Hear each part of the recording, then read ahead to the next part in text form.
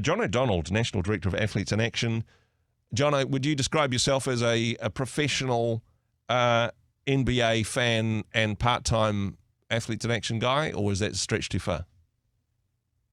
That could be a fair statement. NBA, Super Rugby, NRL, American football. Although you've got the better excuse than some of my co-workers is this is kind of your ministry as well. So you need to be informed. I mean, watching sport is part of your ministry, bro, to be fair. Yeah, you could make an argument for that. My wife may see that differently, but she might. I certainly love No, and hey, certainly credit to Athletes in Action and the wonderful ministry that you do. But NBA playoffs, and I think particularly because there's a Kiwi involved in this one, and yeah, another Kiwi that we could be proud of on an international stage. Steven Adams he's just a machine, isn't he? Yeah, we love to. I mean, as Kiwis, we love it when we have a horse in the race. Yeah. And I was just thinking about Steven Adams. He's probably as strong as a horse. He is an incredible specimen. Yeah. And later today, I think 12:30 is Game 7. Mm-hmm. The Houston Rockets playing against Golden State Warriors. I'm looking forward to that one as much as probably the rest of the colleagues in your building. Well, exactly, and especially there's a lot riding on this game. Is it do or die for Steven and the rest of his team? Yeah. So how the NBA playoffs works is there's best of 7 games. Whoever wins 4, they go through to the next round. And this is round 1, so we've just had 8 different matchups. Yep. All of them have been decided. A lot of them weren't close. There were a few sort of sweeps where one team wins 4 games to 0. Yep. Some teams got upset. The Lakers got knocked out. Yesterday there was a Game 7 between the Nuggets and the Clippers, and that was an awesome game, but the Nuggets knocked the Clippers out. Yep. And then today we've got Houston against the Warriors. So it's win or go home, basically. Which it does make the game more exciting. Now, as you say, we've got a man as big as a horse in the race on this one. But what's your team? What team are you cheering for? Are you Kiwi all the way? Could Steven's in the team? Even if he gets transferred, you'll transfer with them. Where's your loyalties on this one, Jono? Yeah, that's a real good question. You talk to almost any Kiwi, and they've got a few NBA jerseys lying around in the cupboard, and they've got a team that they support. I actually lived in Toronto for a year. Okay. And while I was there, there was an Athletes in Action chaplain that worked with the Toronto Raptors. Mm-hmm. And I was dating my wife at the time. She came to visit, and he gave us some tickets to go and watch a game. So our first date was to a Raptors NBA game. And so that's where my loyalty lies. Everyone's got a reason, but I feel like I've got a legitimate reason. That's a pretty good reason. Actually, you say, well, this is where I met more. Yeah, exactly. That's rather sweet. Hey, closer to home, actually, some magic from the Warriors over the weekend. Let's talk league.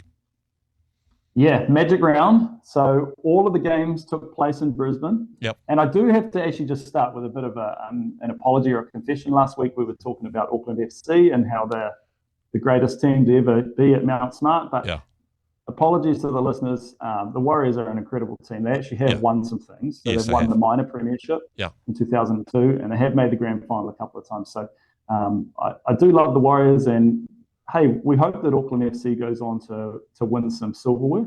But yeah, just wanted to give the Warriors which is fair enough. And hey, for Auckland FC, they're the new kids. They don't have the longevity of the Warriors, but for Warriors fans, particularly if you've been there through thick and thin, it's like a soap opera. It's a heartbreak every season in one way or the other, isn't it?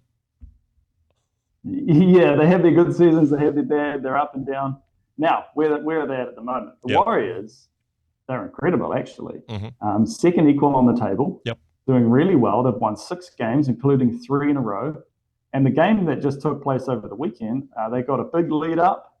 And then, sort of in typical Warriors fashion, they decided to make the game interesting, let the opposition back in. They came storming back. The opposition tied the game, but then the try wasn't allowed. And then the Warriors did some non-Warriors sort of stuff. And they held on for the last 10 to 15 minutes. Oh, my goodness. And won the game. Yeah. And that is part of it. I'm not sure if it's good for your health, that level of adrenaline in your system. Because there are those moments where you go, oh, gosh, we've been here before. They were winning, and now what are they doing? yeah, actually a result at the end of the day. Yeah, enough to keep the faith, perhaps. Yeah, definitely. And I think let's have a look at the next few weeks for the Warriors. They've got the Dragons next week, who are currently 10th. They've got the Dolphins the following week in 14th. And then they've got the Raiders, who are quite a good team. And you may remember we lost our opening game in Las Vegas this year, and that was versus the Raiders. So we've got maybe some revenge. And we've got 3 key players that are coming back. James Fisher-Harris, our amazing prop, he's about to come back this week or next week. Roger Tuivasa-Sheck is about to come back as well. And then the Flying Mullet, or Dallin Watene-Zelezniak, the winger.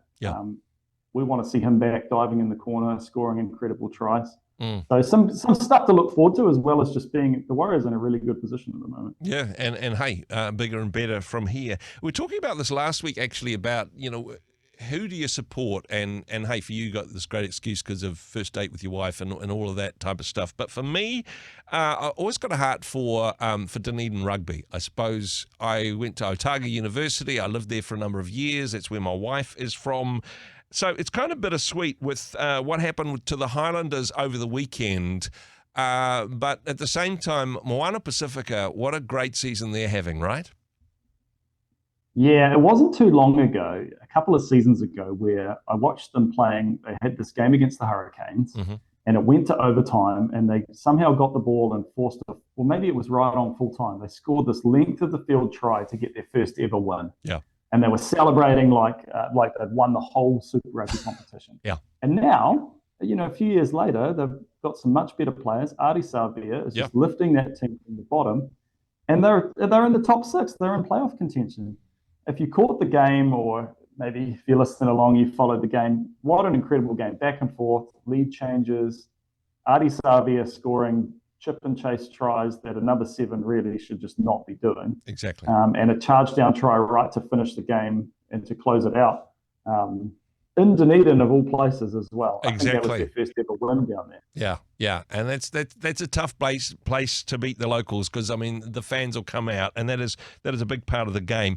Just wanted to talk a little bit because they're a great team, but Artie Savia is kind of like the heart and soul and the legs of that team. He is leading the MVP race for Super Rugby at the moment. Is it a team, or is it just Artie and his mates?